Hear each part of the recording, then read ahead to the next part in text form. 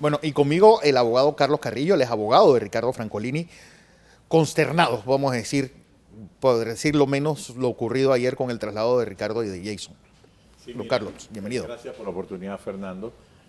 No nos habíamos recuperado de que la detención preventiva del señor Francolini no tiene una sustentación o una percepción de congruencia, porque inicialmente se dijo que se habían robado 7 millones y resultó que no, que todo lo contrario, habían ganado más de $1 millón en intereses y gastos que cobró efectivamente la Caja de Ahorro.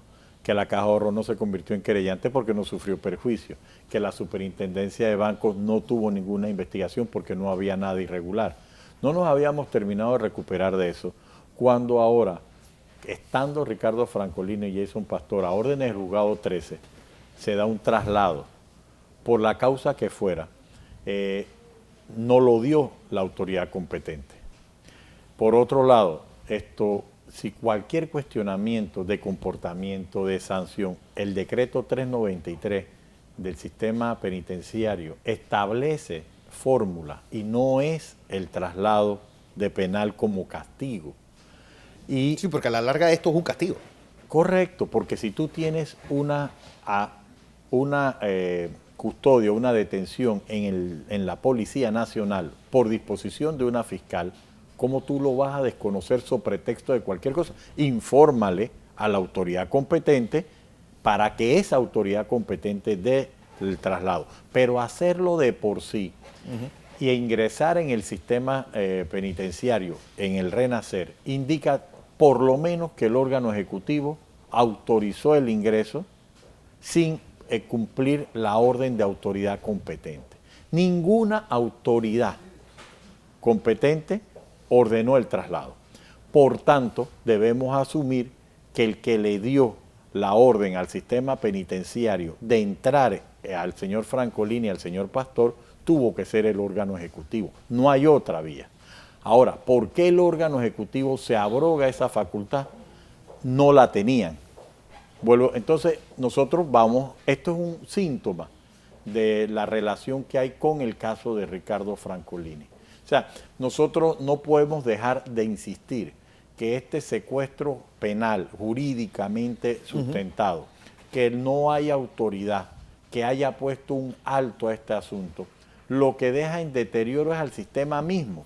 O sea, tú no puedes venderle a la personalidad o a la comunidad de que hay justificación de dejar detenido a Ricardo Francolini por una decisión de la Junta Directiva y que él sea el responsable y que se le detenga, o al gerente en un momento determinado coyunturalmente y que administrativamente no haya ninguna responsabilidad de tercero. Entonces, frente a eso, Fernando, lo que uno tiene que luchar es porque alguna autoridad aplique el derecho, diga que la detención es el último de los remedios y que separe la tortura institucionalizada. No es posible que tú lleves a una persona y que por tener la facultad de detenerlo y por tener los medios de evitar que los jueces pongan un alto a tu exceso, los exhibas. Mira, lo de la procuradora la semana pasada, al decir, hay 17 personas que van a ser conducidas e indagadas y váyanse a la besa para que estén pendientes, fue tirar una alfombra roja para exhibir a personas, violarles la presunción de inocencia. Y más aún, en el caso de Francolini fue peor, porque dan una orden de conducción y él está detenido. Claro. O sea, no me puedes sustentar que era necesaria una orden de detención cuando tú sabes dónde está. Y es el último en llegar a declarar, porque los demás fueron voluntariamente. Entonces, ¿cómo sostienes la necesidad de una conducción si todo el mundo fue? Y si ibas a actuar así, van 6 días hábiles. Y al día de hoy, los abogados no tenemos las copias del expediente, con la excusa que sea, que son 38 tomos, que hay que formar fila, que pusieron habeas corpus.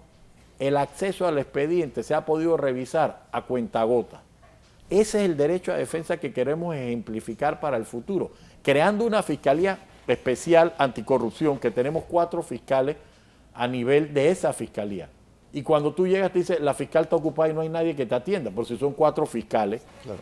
Entonces, con todos estos elementos, Fernando, sí, la percepción de que factores reales de poder han mantenido el secuestro de Ricardo Francolini jurídicamente y que es un rehén del sistema, los abogados no lo podemos debatir, no lo podemos combatir. ¿Por qué? Porque tenemos un caso acusado de peculado doloso donde no se perdió un real. Entonces, si eso es posible con esos parámetros, aquí a cualquiera puede meter preso. Por eso, cualquier nombre que tú veas en los medios, ya la gente va a pedir es cárcel. Porque si a Francolini lo tienes detenido, ahora a los otros que se mencionan, ¿por qué no? Y se está agravando la justicia y se está creando una confrontación por encima de la ley. ¿Qué sigue ahora entonces? Nosotros vamos a agotar los recursos para que la juez enderece el entuerto, si no será la Corte Suprema de Justicia, dependiendo la autoridad que haya dado la orden de ese traslado y la autoridad que autorizó en recibir a alguien sin orden del tribunal competente. Porque la orden de la Fiscalía es mantenerlo detenido. La policía confirma que lo tienen detenido y que cumplió y acató la orden. ¿Por qué la varió sin participación de la fiscal? Esa es la pregunta. Esa es la pregunta. Esa es la pregunta. Y no se podía hacer. No se podía hacer. Más aún, si hubieran podido verificar que también tenía un habeas corpus, claro, que lo obligaban a poner a órdenes de la Corte Suprema de Justicia y no podían modificarle la detención preventiva. Todos estos elementos hacen desconocer el asunto. ¿Ves? Vamos a ver en qué termina todo esto. Sobre todo que sea por el bien de Ricardo y de Jason, que doy fe de los buenos profesionales, de los buenos padres, de los buenos esposos y de los buenos hijos que son los dos. Correcto. Y sí te quería tocar el tema del señor Alejandro Garús, que entiendo que también vas a tocarlo desde el punto de vista familiar. A nosotros sí nos ha sorprendido que un juez ad hoc, que no estuvo en la audiencia, que fueron 2 episodios de audiencia, haya firmado, haya suscrito una condena a 5 años en el entorno de unas lesiones que públicamente se vio. No se trata de la libertad de prensa, se trata de, porque eso fue los periodistas Elizabeth González y su camarógrafo en otro nivel, se trata de una supuesta lesión que ha conllevado la condena a 5 años. ¿Tú crees que el hecho de ser un juez que no estuvo relacionado con el caso y emitir un fallo recién transcrita la audiencia, pues ha motivado el cuestionamiento a la racionalidad de ese fallo? Por las mismas consideraciones. Como sé que vas a tocar ese tema... Mejor que ahora tengo a Mae Garús, vocera de la familia, que va a tocar exactamente ese tema, porque sí, el sistema está totalmente fuera de control. Eso no nos cabe la menor duda. ¿Y esto hasta dónde va a llegar? Pareciera que tuviéramos con unos, en el tiempo de los jacobinos o algo por el estilo. Sí, es que nadie escapa de esta realidad. Todos, en un momento determinado, vamos a estar afectados en mayor o menor medida por la situación de inseguridad jurídica. Así es. Don Carlos Carrillo Gomila, abogado de Ricardo Francolini.